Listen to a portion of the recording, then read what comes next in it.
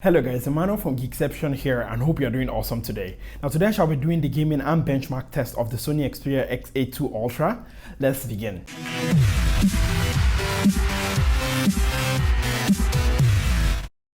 And welcome back guys. Now without wasting much time, I'm going to be playing a few games on the XA2 Ultra. Let's begin. And the first game I'll be playing today is Critical Ops. And before playing, these are the graphic settings I'm going to be playing with, which actually are the default.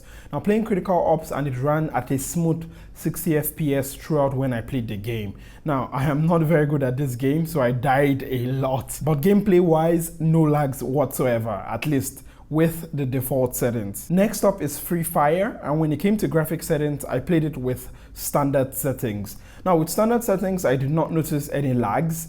Either I was in the pre-loading screen or the playing screen, or even doing gameplay, which ended very quickly because I really suck at this game. The next game I'm playing is Mobile Legends, and I'm going to be playing it on high settings. Now even at high settings, Mobile Legends played very smoothly with rarely any lags, and while a lot can be going on at times because of the nature of the game, the XA2 Ultra handled the game pretty well. Next up is the recently released PUBG Mobile, with the game automatically setting the graphics to low. Now moving on to gameplay, and it actually played pretty well. Now there was a little lag in the menu before the game, but I think that is due to the game loading that many people into the lobby. And now off camera, I actually played PUBG Mobile for a while, even after I stopped recording this clip, and I came in 12th. Which is not bad for my first time, I think. The last and final game I'll be playing is Real Racing 3, and I played it with the default graphic option.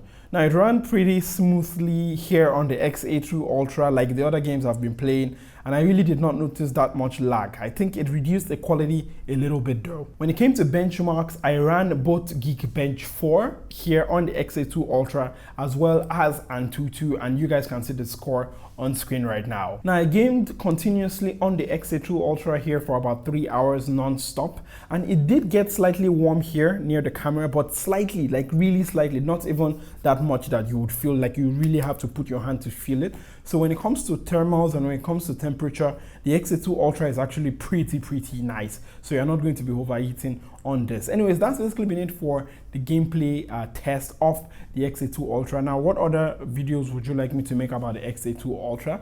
Let me know in the comment section down there below. And that's basically been it for this video. If you like what I do here, you can support me on Patreon. If you can also still support here by liking, by disliking if you do not like anything, and subscribing so you get super awesome, amazing videos. And even more importantly than liking or disliking or subscribing, please make sure you take care of your awesome, wonderful, amazing self. I shall catch you, lovely, awesome, amazing person next time. Don't forget to be awesome. Bye.